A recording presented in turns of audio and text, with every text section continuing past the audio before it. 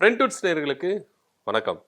2026 சட்டமன்ற தேர்தல் ஒரு அதகலமா இருக்க போகுது அப்படின்னு சொன்னா அதுல ஐயப்பாடே இல்லை. ஏன் அப்படின்னு பாத்தீங்கன்னா அரசியல் கள நிலவரம் பாத்தீங்கன்னா நாளுக்கு நாள் ஒவ்வொரு விதமா மாறிட்டு இருக்கு. இங்க நீங்க வந்து பாத்தீங்கன்னா பாஜக அதிமுக கூட்டணி இருக்கு, திமுக கூட்டணி இருக்கு. திமுக கூட்டணி 2019 இருந்து பாத்தீங்கன்னா ரொம்ப ஸ்ட்ராங்காவே இருக்கு. 2026 அவங்க தான் கூட்டணியில இருக்கிறாங்க. மேலும் கட்சிகள் வந்து சேரும் அப்படின்னு சொல்லிட்டு தான் நம்பிக்கையா இருக்கிறாங்க. அந்த கூட்டணி தான் ஆட்சி அமைக்குது, அதுல எந்த வித மாற்று கருத்து இல்லை. ஆனா இந்த பக்கம் எடுத்தீங்கன்னா அதிமுக பாஜக தேசிய ஜனநாயக கூட்டணி வந்து பாத்தீங்கன்னா இன்னும் சரிவர கூட்டணியில் வந்து கட்சிகள் வந்து இன்னும் நிலைப்படல அப்படிதான் எடுத்துக்கொள்ளப்படுது. இப்ப வரைக்கும் நீங்க பாத்தீங்கன்னா இந்த கூட்டணியில பாஜக அதிமுக அதே போல வந்து பாத்தீங்கன்னா தமாக இன்னும் பாரி வந்து ஏசி சண்முகம் ஓபிஎஸ் டிடிவி இது மாதிரி தான் இருக்கிறாங்க. இதுல ஓபிஎஸ் கூட ரொம்ப சந்தேகமா தான் இருக்கிறாரு. ஏன்னா ஓபிஎஸ் பாமக தேமுதிக இன்னும் தங்களுடைய நிலைப்பாட்டை பகிரங்கமா அறிவிக்கல அப்படின்றதுதான் நிதர்சனமான உண்மை. நீங்க வந்து பாத்தீங்கன்னா இந்த கூட்டணி ரொம்ப ஸ்ட்ராங்கா இருக்குன்னு சொல்றாங்க. ஆனா இந்த கூட்டணி வந்து பாத்தீங்கன்னா ஸ்ட்ராங்கா இல்ல அப்படின்றதுதான் நிதர்சனமான உண்மை. இந்த கூட்டணியில நிறைய பேரை சேர்க்கணும் அப்படின்னு சொல்லிட்டு ஓயாம ஒவ்வொரு கட்சிகிட்ட என்ன பண்றாங்க, பேச்சுவார்த்தை நடந்தாங்க. கொஞ்ச நாளுக்கு முன்னாடி பாத்தீங்கன்னா சீமான் உள்ள வருவார் அப்படின்னு சொல்லிட்டு பேசப்பட்டது.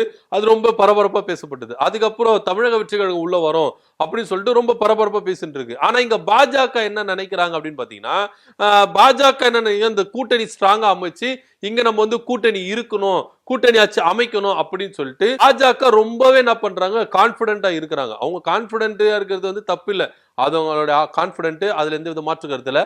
ஆனா கள நிலவரம் இதுக்கு வந்து ஒத்து வருமானா ஒத்து வராது. ஏன் அப்படின்னு பாத்தீங்கன்னா இங்க அதிமுக சொல்றாங்க பாஜக கூட்டணியில நாங்க அங்க வகிக்கிறோம், ஆனா ஆட்சி வந்து அதிமுக தான் தனித்து ஆட்சி அமையும், பாஜக ஆட்சியெல்லாம் அமையாது அப்படின்றத தெல்ல தெளிவா சொல்றாங்க. ஆனா அமித்ஷா என்ன சொன்னார்னா இங்க கூட்டணி ஆட்சி தான் அமையும் அப்படின்னு சொன்னாரு. அதுக்கப்புறம் அண்ணாமலை அவர்கள் என்ன சொன்னார்னா கூட்டணி ஆட்சி எல்லாம் சொல்ல மாட்டேன், பாஜக ஆட்சி தான் சொல்லுவேன் அப்படின்னாரு. நயினார் நாகேந்திரன் என்ன சொல்றாரு, எடப்பாடி பழனிசாமி தாங்க முதலமைச்சர், அதுல எந்த வித மாற்று கருத்து இல்லை, ஆனா அமைச்சரவையில நாங்க இருப்போம், கூட்டணி ஆட்சி அமையும் அப்படின்றது அவரு தெல்ல தெளிவா சொல்றாரு. ஆக மொத்த இங்க வந்து பாத்தீங்கன்னா பாஜக கூட்டணி ஆட்சி அமையும் அப்படின்றது தெல்ல தெளிவா நம்புது. ஆனா அதிமுக இதை வந்து என்ன பண்ணல, ஒத்துக்கவே இல்லை. சரி, மதுரை வருகைக்கு பின் எடப்பாடி பழனிசாமி சந்திச்சு இந்த சர்ச்சை பேச்சுகளுக்கு ஒரு முற்றுப்புள்ளி வைத்தாரனா இல்லவே இல்லை. வெறும் அறிக்கை மூலமா என்ன பண்றாரு, பேசிட்டு இருக்காரு. அமித்ஷா மதுரைக்கு வந்துட்டு போனாரு, இங்க கூட்டணி ஆட்சி அப்படின்னு சொன்னாரு. அதை தொடர்ந்து அண்ணாமலை அவர்கள் சொல்றாரு, அதை தொடர்ந்து நயினார் நாகேந்திரன் சொல்றாரு. இந்த சர்ச்சைகளுக்கெல்லாம் இந்த பேச்சுகளுக்கெல்லாம் முற்றுப்புள்ளி வைத்தாரனா இல்ல, ஏதோ சைலண்டா இருக்கிறாரு. இதனால எடப்பாடி பழனிசாமியை சீனியர்கள் என்ன பண்ணிருக்காங்க, ரொம்பவே என்ன பண்ணிருக்காங்க, அலர்ட் பண்ணிருக்காங்க.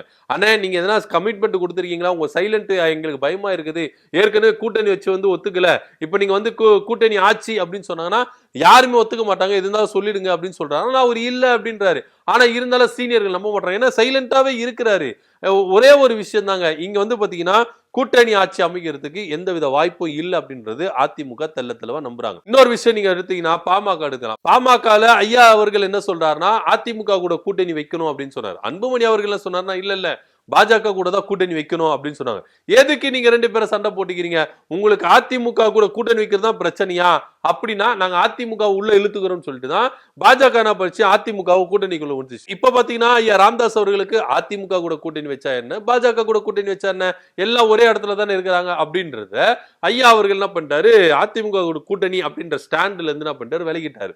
இப்போ பாஜக இன்னொரு அஜெண்டாவை என்ன பண்ணிருக்காங்க, இங்க தமிழ்நாட்டில் இருக்கிற பாஜக கொடுத்திருக்காங்க. என்ன அப்படின்னு பாத்தீங்கன்னா தமிழக வெற்றி கழகத்தை எப்படியாச்சுன்னா உள்ள கொண்டு வந்துடணும், பாஜக கூட்டணியில கொண்டு வந்துடணும் அப்படின்னு சொல்லிட்டு. ஏன் பாஜக தமிழக வெற்றி கழகத்தை குறி வைக்கிறாங்க அப்படின்னு பாத்தீங்கன்னா இதுல நீங்க வந்து சந்தேகப்படுறதுலாம் ஒண்ணும் இல்லை. இப்ப நிறைய பேர் என்ன சொல்றாங்கன்னா திமுகவை தோக்கடிக்கணும், அதுக்கு தமிழக வெற்றி கழகம் கொஞ்சம் வந்து உள்ள வந்துச்சுன்னா திமுக கொஞ்சம் டஃப் கொடுக்கும் அப்படின்னு. அதெல்லாம் உண்மையிலே இல்லவே இல்லை. முக்கியமான காரணம் என்ன அப்படின்னு பாத்தீங்கன்னா தமிழக வெற்றி கழகமும் அதிமுகவும் கூட்டணி வைக்கிறதுக்கு அண்டர் டீலிங் பேசிட்டு இருக்காங்க.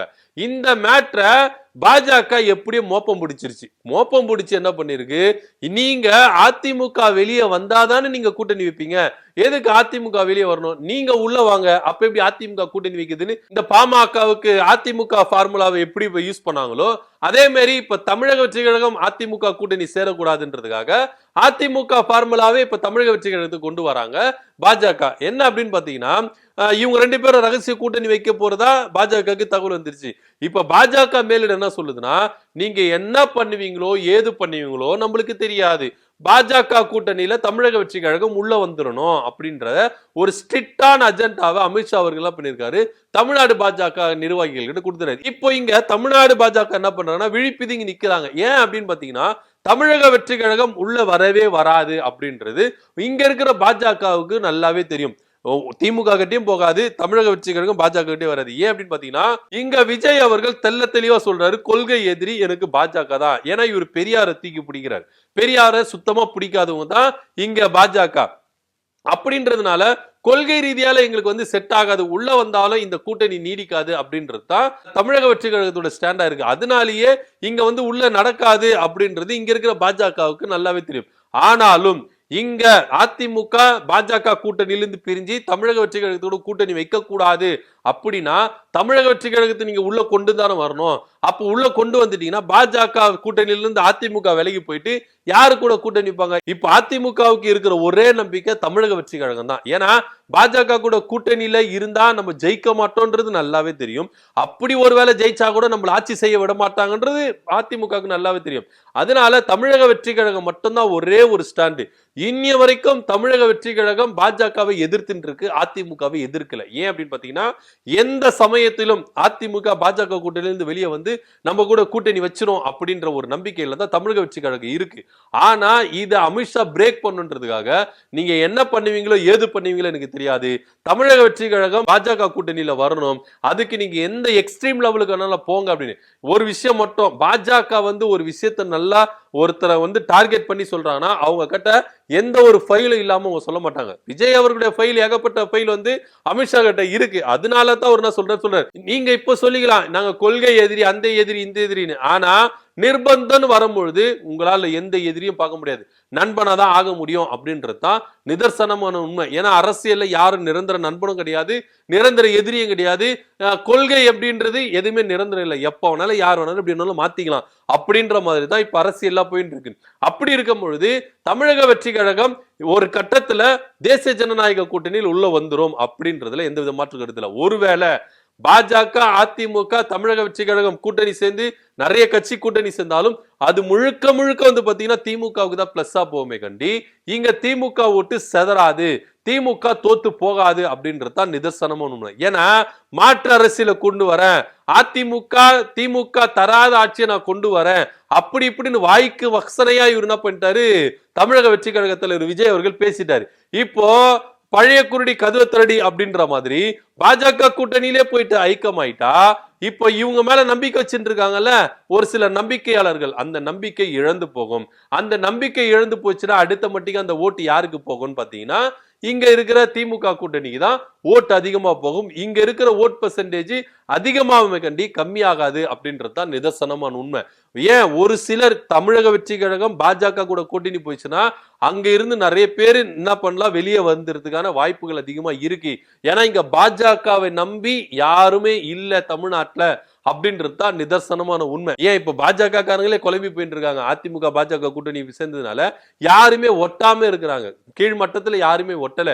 அப்படின்னும் போது இவங்களுக்கு நான் ஓட்டு போடணுமா, இவங்களுக்கு நான் வேலை செய்யணுமா அப்படின்ற ரேஞ்சில தான் பாஜக அதிமுகவும் இருக்கிறாங்க. அப்படி இருக்கிற சமயத்துல புதுசா விஜய் வந்தாலும் ஒன்னும் பெரிய தாக்கத்தை ஏற்படுத்த போறது இல்ல அப்படின்றதுதான் நிதர்சனமான உண்மை. ஆனாலும் இங்க பாஜக எதுக்கு தமிழக வெற்றி கழகத்தை குறி வைக்கிறாங்க, டார்கெட் பண்றாங்க அப்படின்னா அதிமுக கூட தமிழக வெற்றி கழக கூட்டணி வைத்திட கூடாது அப்படின்றதுக்காகத்தான் இங்க என்ன பண்றாங்க, தமிழக வெற்றி கழகத்தை உள்ள வராங்களாம். அதனால அமித்ஷா அவர்கள் தூக்குடா செல்லத்தை கொண்டு வாடா கோட்டைக்கு அப்படின்ற ரேஞ்சில தான் இப்போ தமிழக வெற்றி கழகத்தை தேசிய ஜனநாயக கூட்டணியில சேர்த்துடணும் அப்படின்னு சொல்லிட்டு அமித்ஷா அவர்கள் என்ன பண்ணிருக்காரு, இங்க இருக்கிற பாஜகவுக்கு ஒரு முக்கியமான அஜெண்டாவை கொடுத்திருக்காரு. இந்த வேலையை கதை கச்சிதமா செய்யணும் அப்படின்னு சொல்லிட்டு நிர்வாகிகளுக்கு கட்டளையும் போட்டிருக்காரு. என்ன நடக்குது அப்படின்றது பொறுத்து பார்க்கலாம். அமித்ஷா அவர்கள் தமிழக வெற்றி கழகத்தின் விஜய் அவர்களை தேசிய ஜனநாயக கூட்டணியில கொண்டு வரணும்னு சொல்லிட்டு பாஜகவுக்கு ஒரு முக்கியமான வேலை கொடுத்திருக்கிறாரு. இதன் பின்னாடி அதிமுகவும் தமிழக வெற்றி கழகமும் கூட்டணி வைக்க கூடாது அப்படின்ற ஒரே நோக்கத்துக்காக தமிழக வெற்றி கழகத்தை தேசிய ஜனநாயக கூட்டணியில கொண்டு வாங்க அப்படின்ற வேலையை செய்து முடிக்கணும்னு சொல்லிக்கிறாரு. இதை பத்தி உங்க கருத்து என்ன அப்படின்றத கீழே கமெண்ட் பண்ணுங்க. நன்றி, வணக்கம்.